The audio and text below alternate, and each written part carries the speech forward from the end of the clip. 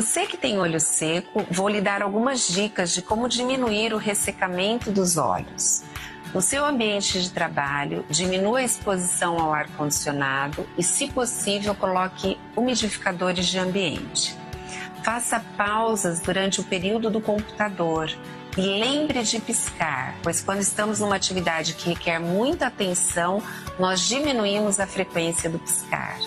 Durante essas pausas, faça uso de lubrificantes oculares. Coloque o seu computador abaixo da linha dos olhos para diminuir a exposição da superfície ocular e, com isso, diminuir o ressecamento dos seus olhos.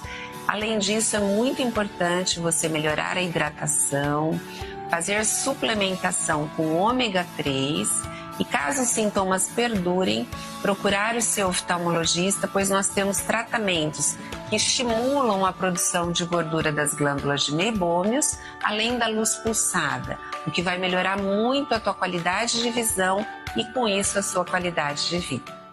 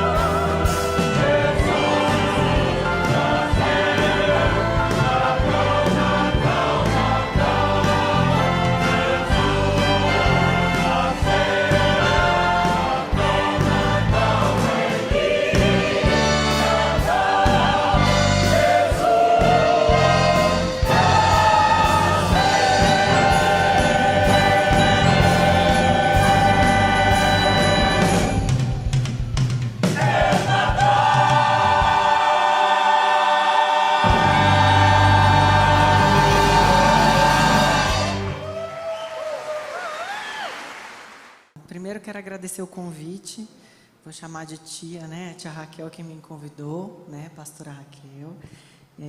Hoje ela não pôde estar presente, mas fiquei muito honrada de voltar à igreja onde eu cresci, vendo alguns rostos conhecidos e poder contribuir um pouquinho com o conhecimento, né? Com a oportunidade que Deus me deu de ser médica hoje, né? Então, eu sou ginecologista e queria falar um pouquinho.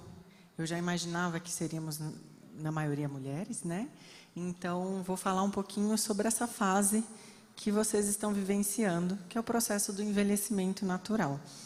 Não quero fazer uma palestra, mas sim um bate-papo. Então, vou falar um pouquinho. No final, quem quiser conversar, tirar dúvida, eu estou à disposição. Tudo bem? Mas quero que vocês participem comigo aí, senão vocês vão dormir, né? Obrigada. Então, vou falar um pouquinho sobre envelhecimento saudável. Apesar de ser ginecologista, hoje eu trabalho com uma linha de medicina que a gente chama um pouco sobre medicina integrativa. O que é isso? Eu não olho somente a parte feminina de útero, peito, né? Tem coisa muito além aí, que é o nosso corpo como um todo. E quando a gente entra na fase do climatério, da menopausa, a gente começa a ter algumas transformações no nosso corpo como um todo.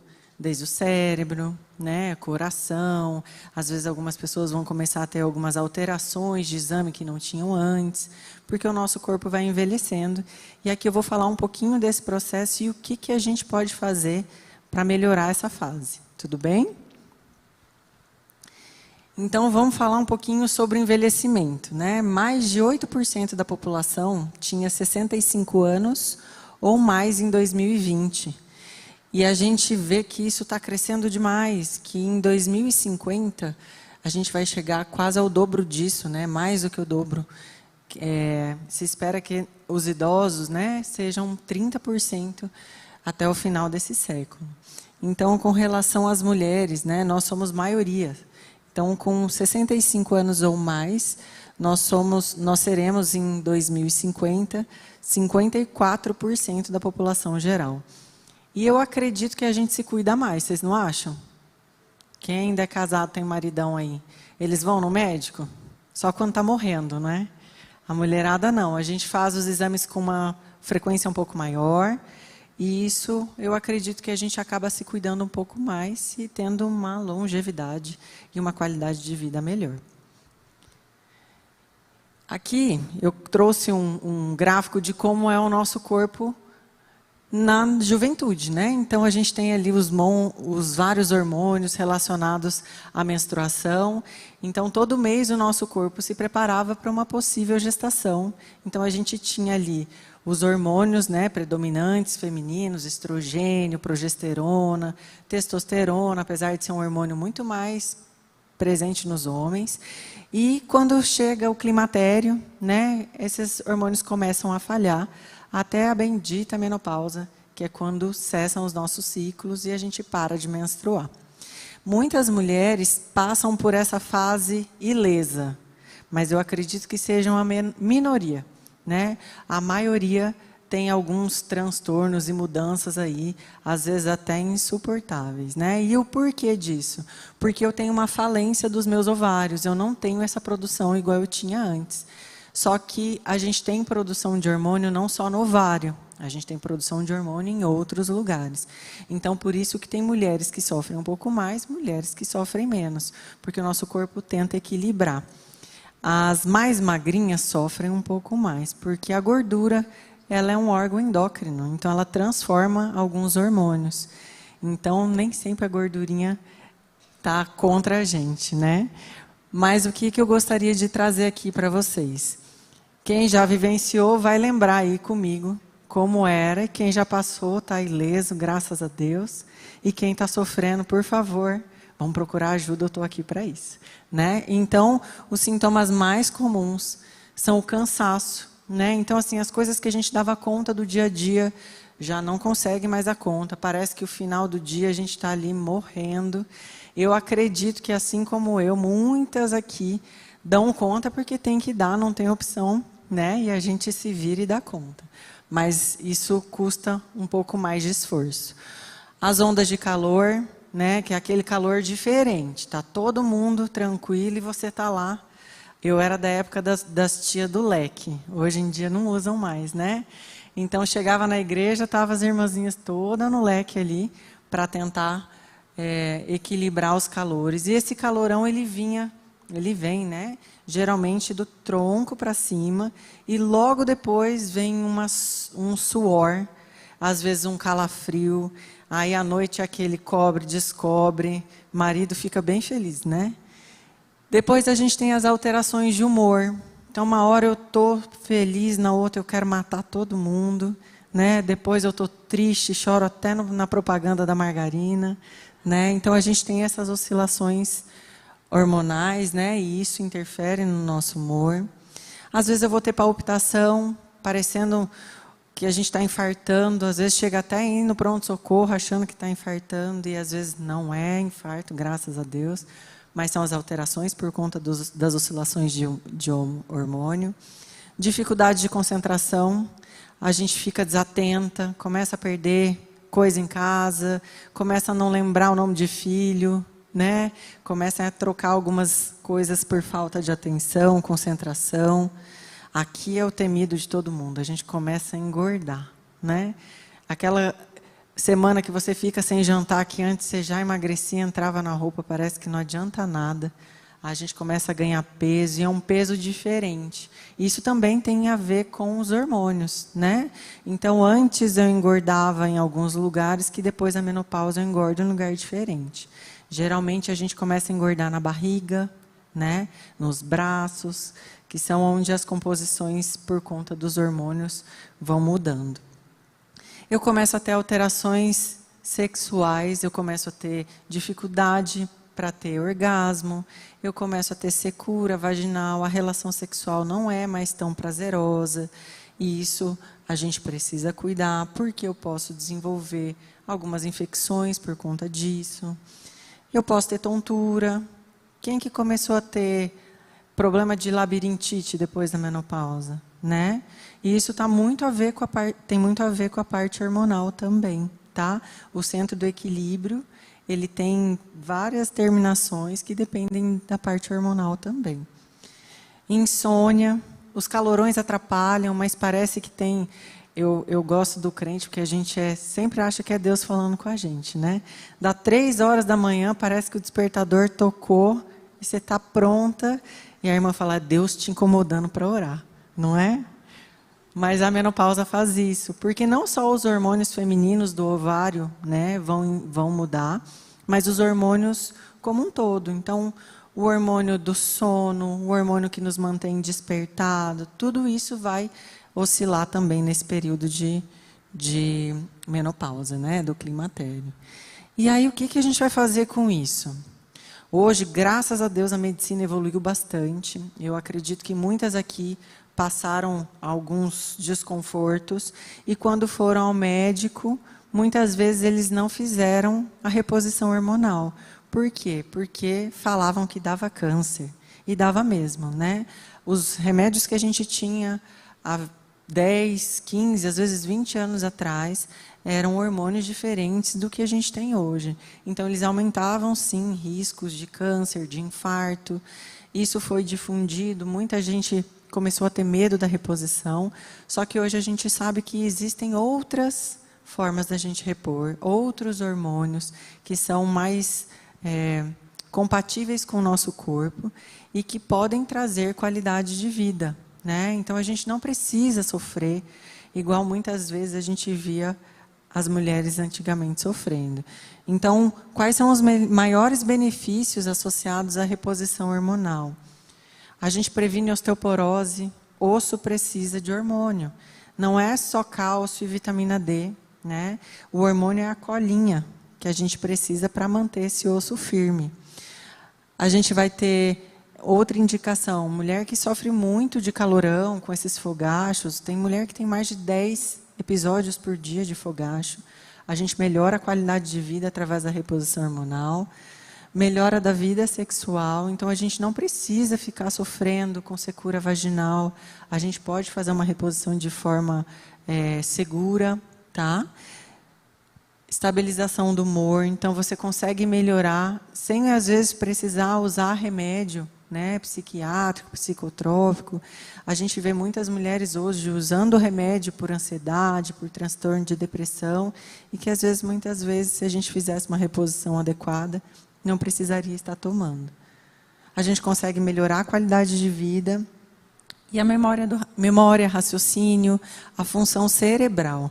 Hoje a gente sabe que a reposição hormonal, ela vai prevenir Alzheimer, ela vai trazer outros benefícios, assim como prevenção de infarto, tudo feito de forma muito cautelosa, personalizada, não existe uma receita de bolo, não dá para pegar o da amiga, a gente precisa passar no médico, ter toda a segurança para fazer esse acompanhamento.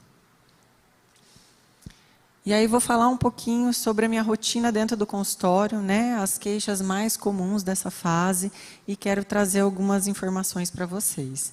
Então, aqui eu trouxe uma figura sobre do nosso útero, né, e a região da vagina e a região do útero. O que acontece na menopausa? Tá vendo aqui como tá bem bonitinho, vermelhinho, cheio de vaso, tudo rosadinho? A minha camada rosa mais escura é a camada da mucosa, ela está bem gordinha, cheia de vida. Quando eu entro na menopausa, ela afina. Então, o que acontece? Os vasos ficam mais sensíveis, a nossa pele fica mais sensível, né? Então, qualquer batida, a gente já machuca, às vezes fica roxo.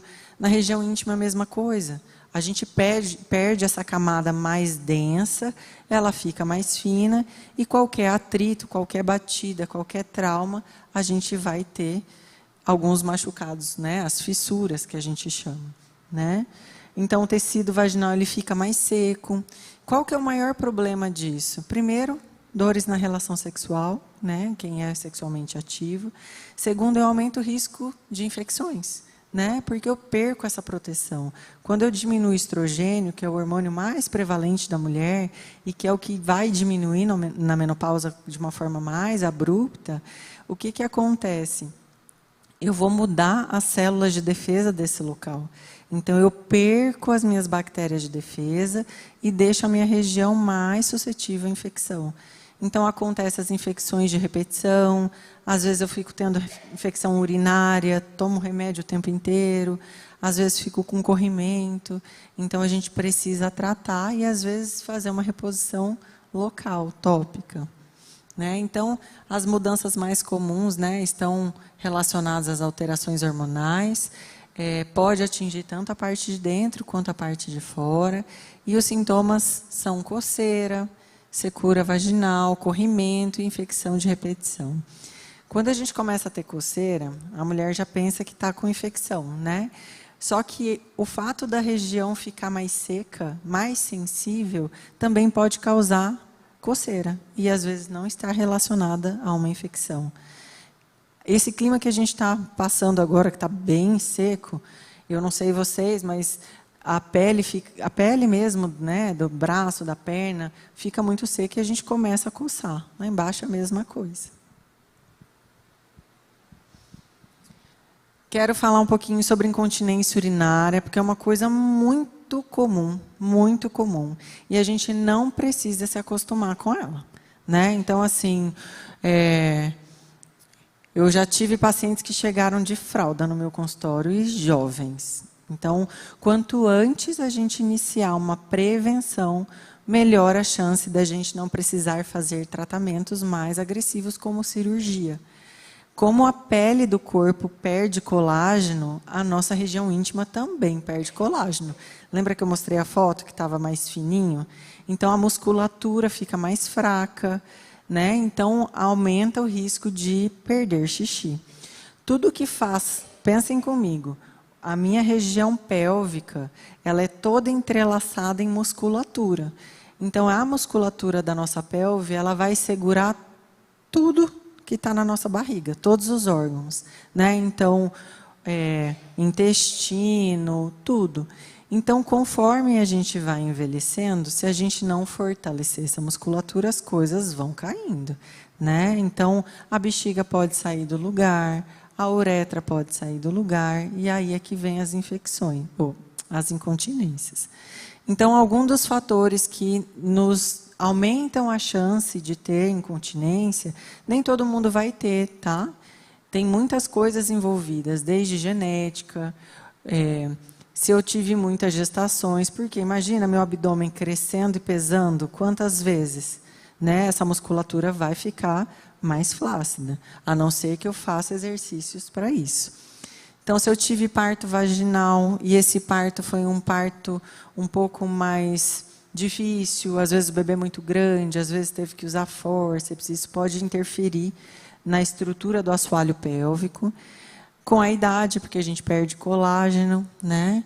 A obesidade. Então, se eu sou obesa, tenho mais peso, eu vou estar forçando mais o meu períneo.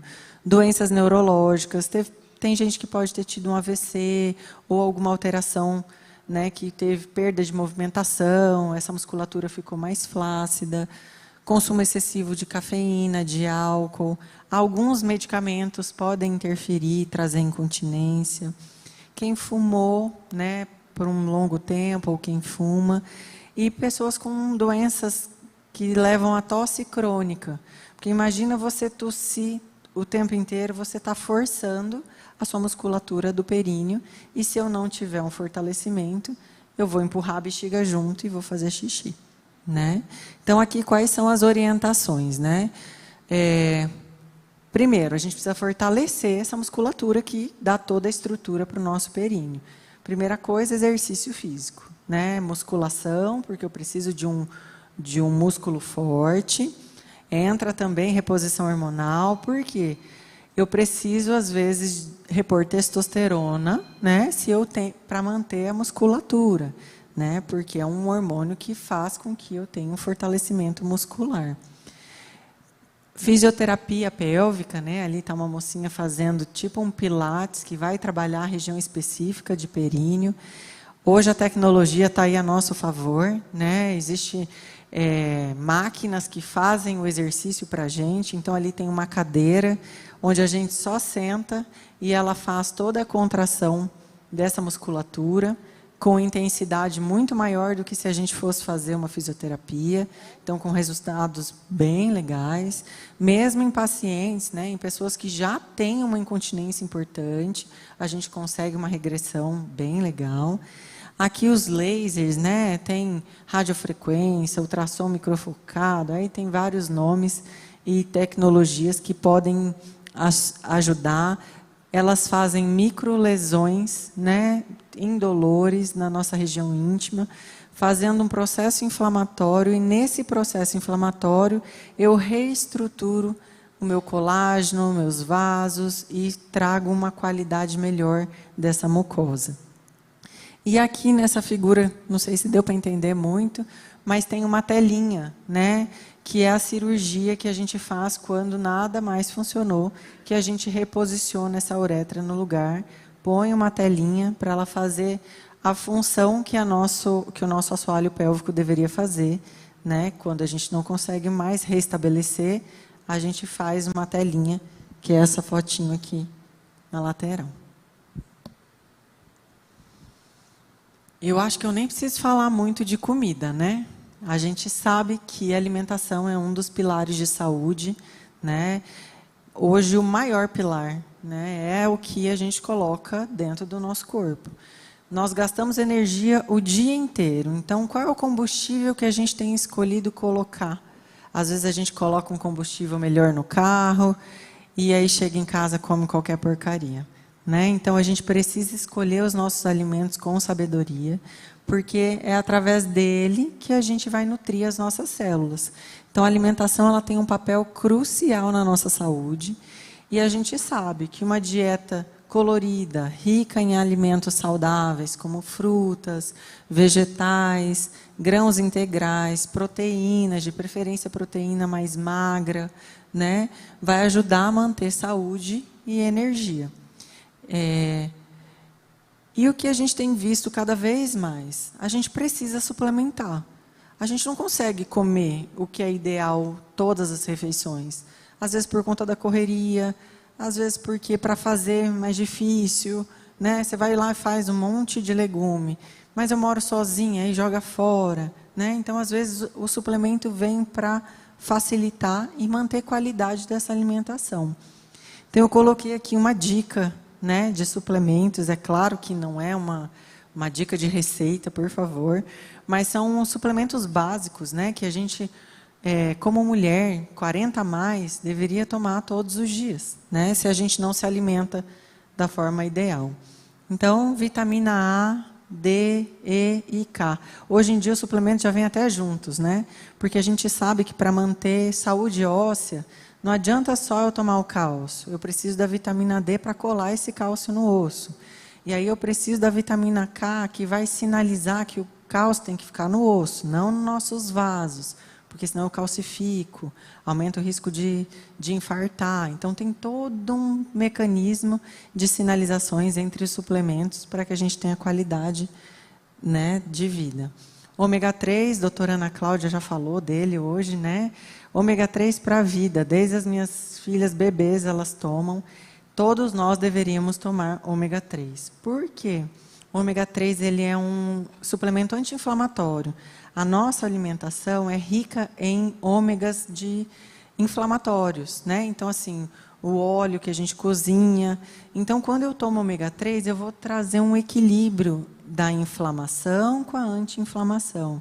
Então, eu diminuo o risco de doença cardiovascular, né? Esse é imbatível. Até os congressos de cardiologia, todo mundo fala de ômega 3, porque é comprovado, a gente melhora a saúde do coração. Mas ele melhora outras coisas também, inclusive, para quem menstrua ainda, ômega 3 melhora menstruação, diminui TPM, diminui fluxo menstrual. Então, a gente tem outras vantagens, porque ele é anti-inflamatório. A coenzima Q10, né, para raciocínio, memória, para o coração. Complexo de magnésio. A nossa alimentação é pobre em magnésio, o nosso solo é pobre em magnésio, né? Então, o magnésio ele é um suplemento que está relacionado ao coração, aos vasos, ao funcionamento intestinal, memória, raciocínio. Ele é calmante, né? Ele tem algumas propriedades calmantes. Os complexos B, né? Todo o nosso fígado faz a limpeza do nosso metabolismo, né? E essa limpeza depende de vitaminas do complexo B.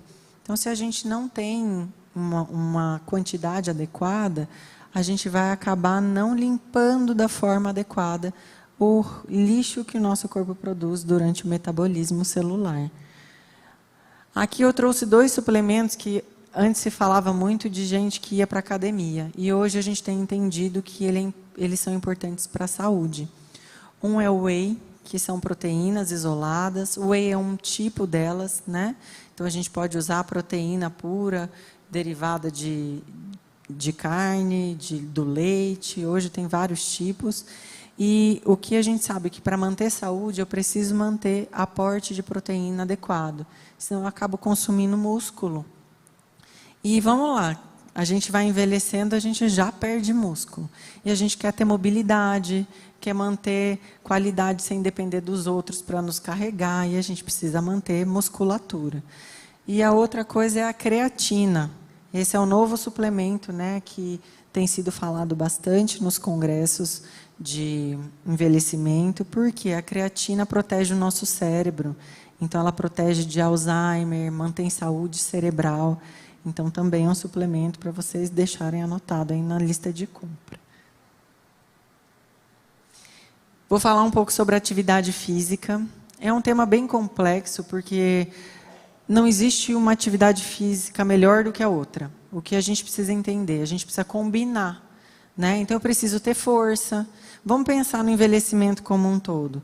A gente quer ter autonomia. Ninguém quer envelhecer e precisar de alguém para carregar a gente, né? De precisar de alguém para ir no banheiro limpar a gente, né? Então, para ter autonomia, eu preciso ter mobilidade. Para ter mobilidade, às vezes eu vou ter que fazer um exercício que trabalhe mobilidade, alongamento, pilates, mas, ao mesmo tempo, eu também preciso ter força, porque eu preciso ter músculo para me manter em pé, senão eu vou cair e vou quebrar o fêmur, né? Eu vou me machucar. Então, eu preciso fazer musculação. Eu preciso conseguir correr atrás dos meus netos. Então, eu preciso caminhar, eu preciso fazer um exercício aeróbico também. Qual que é o maior segredo? Constância. Muitas vezes, a gente se mantém no sedentarismo por medo de começar, ou para deixar para depois. Comece devagar, mas não desista. Comece devagar. Aí eu trouxe aqui uma mulher real, tá? É a Joan McDonald. E ela é famosa no Instagram como a vovó maromba, né? Porque aos 70 anos de idade, ela decidiu mudar de vida. Então, ela tomava remédio para pressão alta, para colesterol, ela tinha refluxo, ela estava obesa. E o médico falou para ela que ela ia precisar aumentar as doses disso. foi aí que ela decidiu mudar drasticamente o estilo de vida dela. E aos 73 ela já tinha perdido 28 quilos. Então nunca é tarde. Às vezes a gente fica pensando, mas eu já estou velha, não vou começar. Né? Então nunca é tarde para a gente buscar a qualidade de vida. Ela mudou completamente o seu corpo e a sua qualidade, porque ela tinha melhor mobilidade, né, mais força, trazendo até mesmo maior longevidade, né, viver mais tempo e melhor. Pode passar. Um outro pilar importante para a gente manter saúde é um sono adequado. Até 60% das mulheres referem sofrer de insônia em algum momento da vida, né? As preocupações, as alterações hormonais. Hoje, cada vez mais, a gente escuta pessoas falando que não dormem bem, que precisam tomar remédio para dormir, né? Por quê?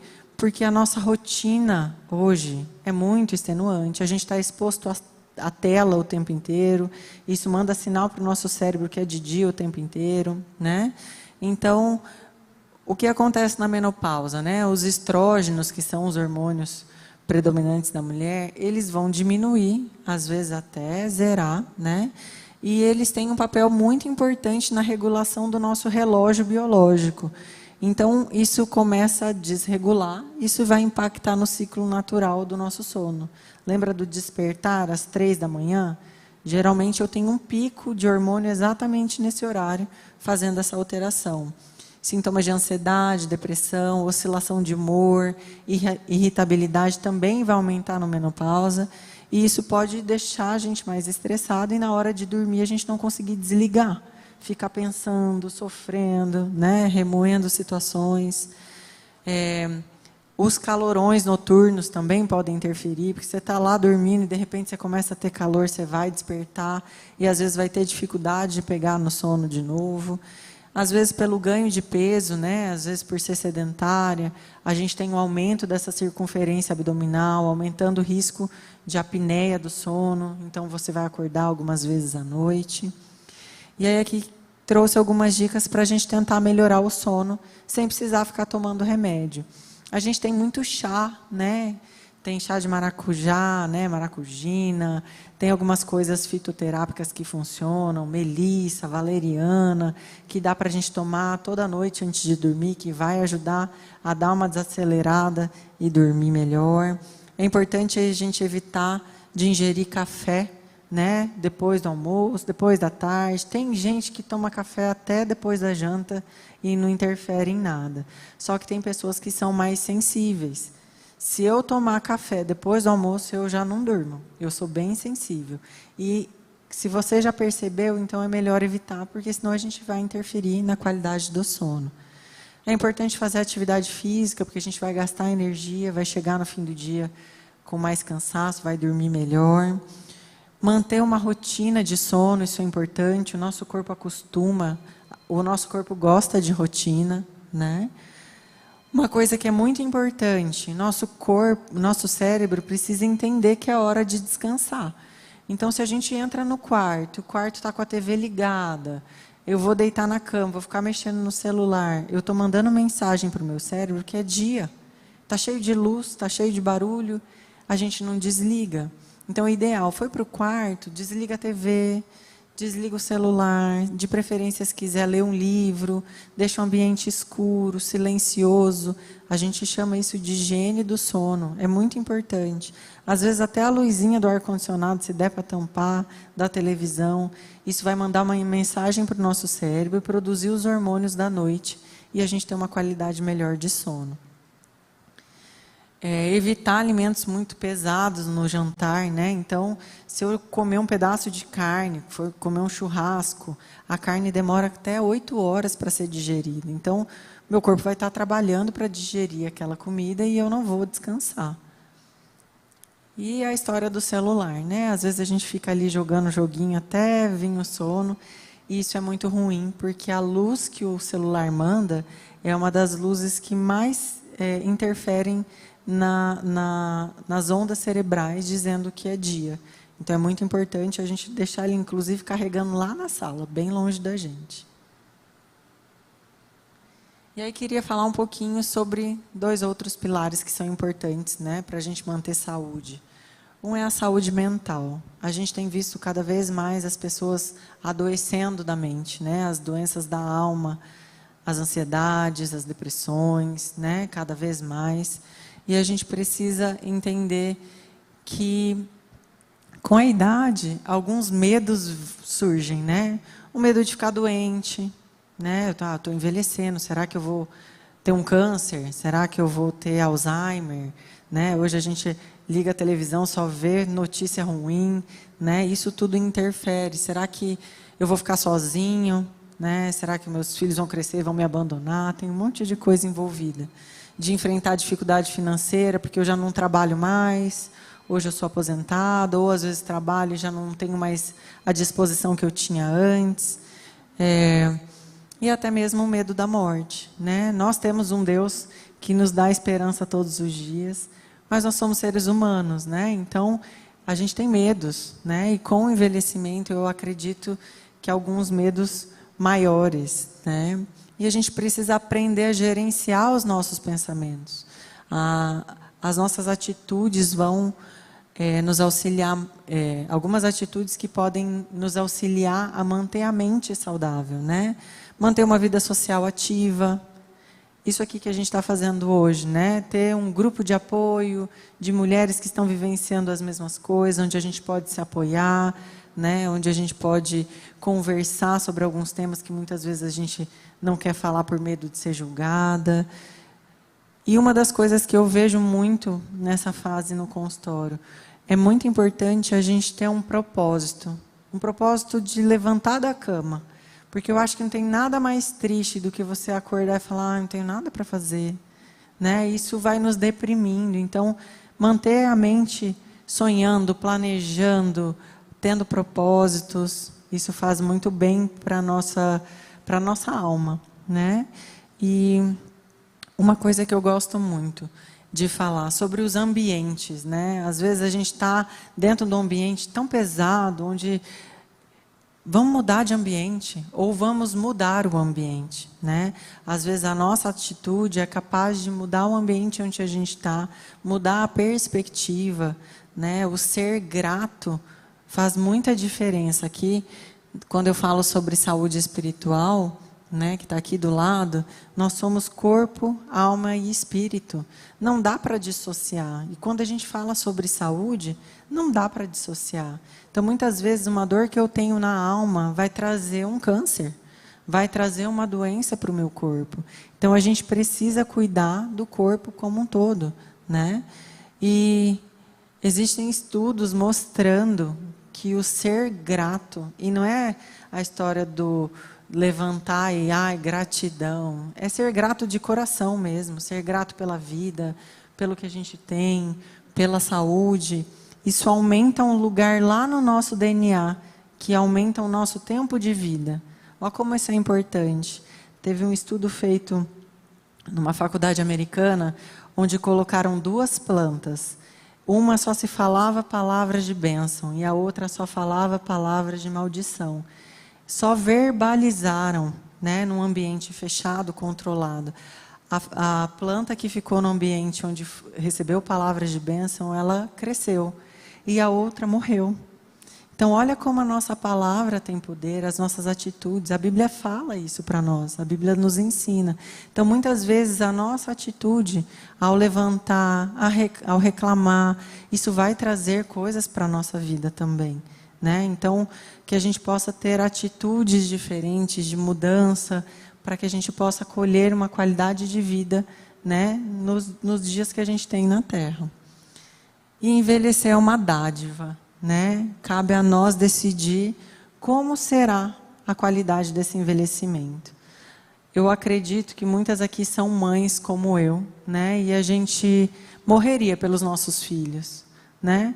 E por que a gente não decide viver por eles, né? Escolher viver bem todos os dias.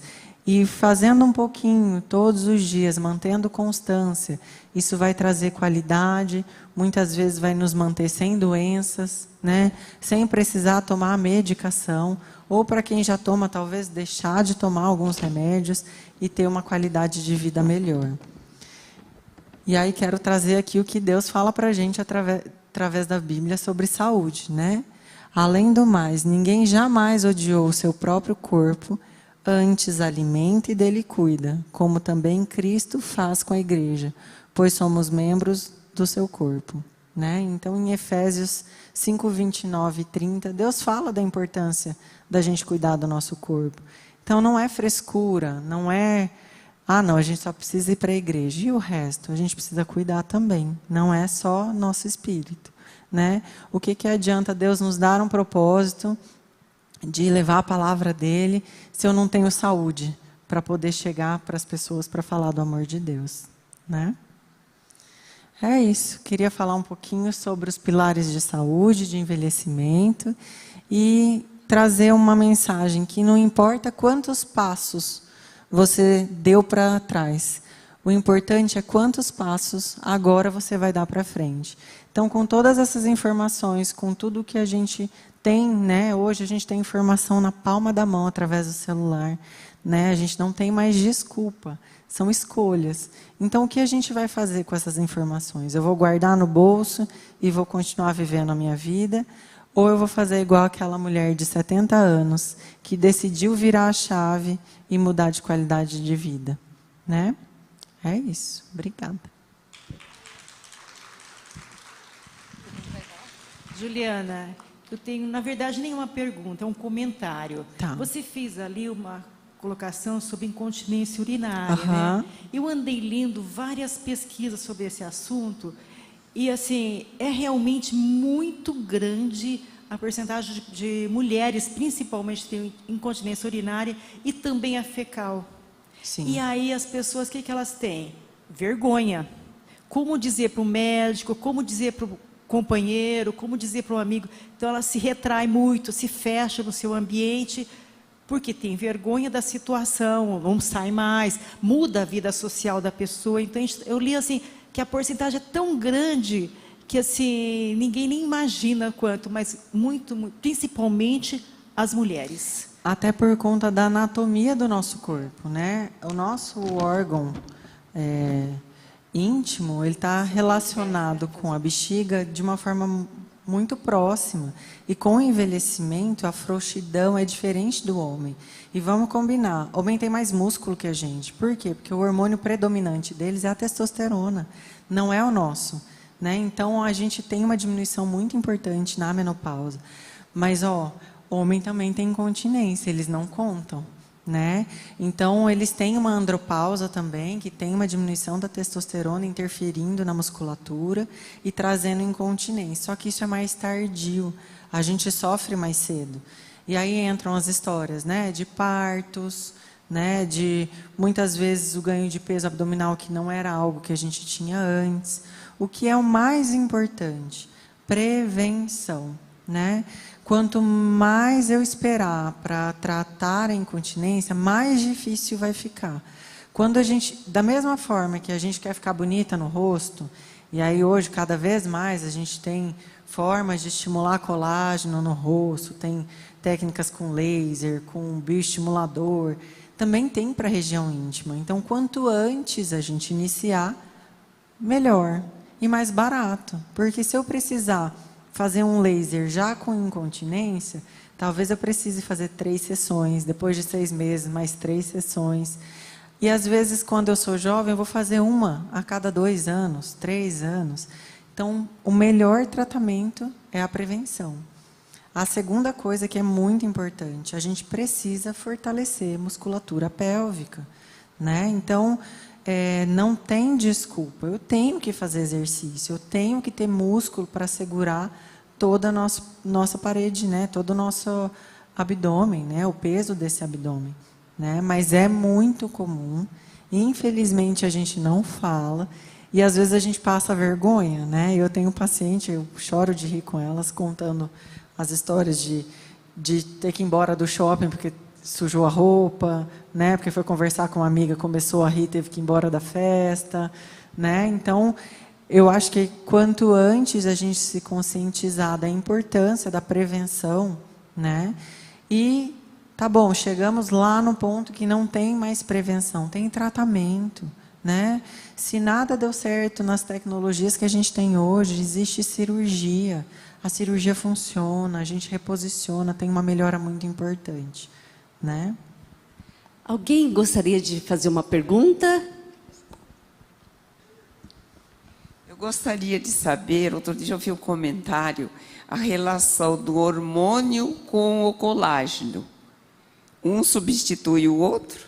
Não, eles se somam, né? Se somam. Então, assim, o colágeno é uma proteína que o nosso corpo produz e conforme a gente vai envelhecendo, lembra que eu falei que a gente tem que repor proteína? O colágeno também vai embora, né? Então, eu preciso estar sempre estimulando o colágeno.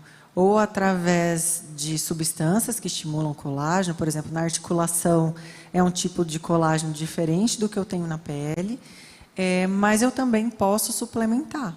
Tá? A suplementação de colágeno é algo bastante complexo, né? A gente vê artigos que falam que funcionam e a gente vê artigos falando que não funcionam. O que acontece? Eu não acho que não funciona, eu acho que funciona. Mas, muitas vezes, esse colágeno ele vai ser usado onde eu preciso mais.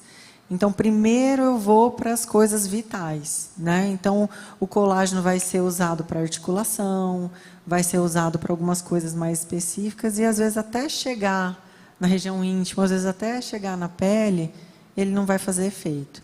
Então, por isso que hoje a gente tem terapias associadas. Então, eu vou tomar colágeno, eu vou passar creme com colágeno, eu vou fazer microagulhamento e pôr coisa com colágeno.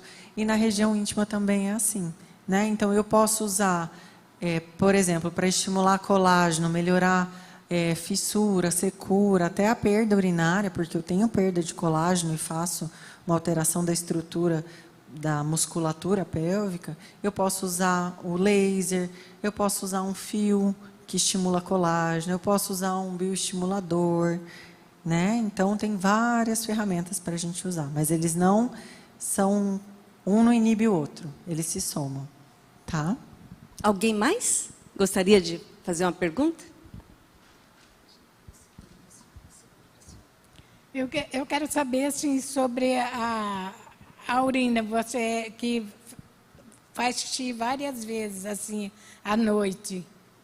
O que é? O fazer xixi várias vezes à noite pode estar relacionado a até uma infecção urinária. Eu posso estar aumentando a frequência por uma infecção que está aí quietinha, silenciosa. Com a idade, a nossa uretra ela vai ficando mais flácida, né? Ela fica mais aberta. Aumenta o risco dessas bactérias subirem e fazerem infecção. Mas pode estar também relacionado a uma incontinência. Eu posso já ter uma incontinência leve, né? Que não é uma... A incontinência ela funciona assim. Eu tenho subtipos. Eu tenho uma chamada incontinência de esforço. Então, eu tuço, eu espirro, eu vou pular uma corda, eu vou pegar um peso, escapa xixi. Por quê? Porque a minha musculatura está fraca, e aí eu aumento a pressão na barriga, a uretra muda de lugar e eu perco xixi. Eu tenho uma outra incontinência chamada incontinência de urgência, que é aquela que eu tenho vontade de fazer xixi o tempo inteiro, e eu não consigo segurar. Me deu vontade, eu tenho que sair correndo para ir para o banheiro, senão eu vou fazer xixi na calça. Essa é a minha incontinência de urgência. E essa a gente trata com remédio, tá? Nem sempre vai ser fortalecendo a musculatura. E o mais comum, eu tenho elas associadas. Eu tenho tanto a de esforço quanto a de urgência juntas. E aí o tratamento tem que ser completo, tá? Mas tem que investigar. Existe um exame chamado urodinâmica. Não sei se alguém já fez. É um exame chato de fazer, porque a gente vai fazer xixi com o médico assistindo a gente, para entender o que está acontecendo. Se eu perco xixi quando eu tuço, ele vai fazer algumas manobras para a gente entender o que está acontecendo. Mas é um estudo bem importante para a gente fechar o diagnóstico e tratar a causa de forma mais assertiva.